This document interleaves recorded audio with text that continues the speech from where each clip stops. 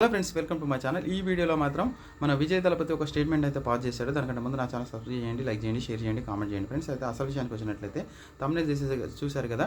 మాకు NEET exam వద్దే వద్దని మన విజయ్ దళపతి అయితే అసెంబ్లీ సాక్షిగా మన కేంద్రానికి అయితే ఒక అప్డేట్ అయితే లేక ఒక న్యూస్ అయితే పంపించడం అయితే జరిగింది, ఒక లేఖ అయితే పంపించడం అయితే జరిగింది. ఎందుకంటే నీట్ ఎగ్జామ్ కండక్ట్ చేయడం వల్ల పిల్లలలో స్ట్రెస్ అనేది పెరుగుతుంది. అదేవిధంగా ఈ పేపర్ లీకేజీల వల్ల వాళ్ళలో గందరగోళము ఏర్పడింది. కాబట్టి 12వ తరగతి బేస్ 12th బేస్ మార్క్ బేస్తోనే మనకు ఈ యొక్క మెడికల్ సీట్లు అయితే కేటాయించాలని తమిళనాడులో ఒక ఏంటంటే తీర్మానం అయితే చేయడానికి అయితే ట్రై చేస్తున్నారు. దాన్ని కేంద్రానికి అయితే పంపించడం అయితే జరిగింది.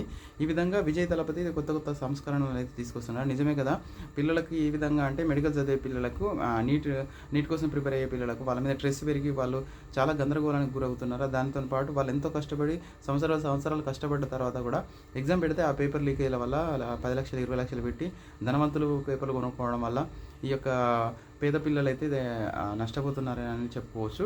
ఈ విధంగా 12th అయితే మనకు సంవత్సరాలు అంటే ఎలాంటి పేపర్ లీకేజ్ జరగకుండా వాటి బేస్ మీద 12th బేస్ మార్క్స్ మీద మనకు ఈ యొక్క మెడికల్ సీట్లు ఇచ్చినట్లయితే వాళ్ళ ఒక స్ట్రెస్ తగ్గించి అదేవిధంగా వాళ్ళకి న్యాయం చేసిన వాళ్ళం అవుతామని అని ప్రభాస్ యొక్క విజయ్ దళపతి యొక్క సీఎం విజయ్ దళపతి యొక్క తమిళనాడు సీఎం విజయ్ దళపతి యొక్క ఆలోచన అనుకుంటా. దాని గురించి మీరు కామెంట్ చేయండి. మరి మీరేమనుకుంటున్నారు, నీట్ ఉండాలా లేదా అనేది మాత్రం నాకైతే విజయ్ దళపతి కరెక్ట్ నిర్ణయాలు తీసుకుంటానని మాత్రం నా యొక్క అభిప్రాయం. ఫ్రెండ్స్, పోతు నా ఛానల్ సబ్స్క్రైబ్ చేయండి. Thank you madam. జై హింద్.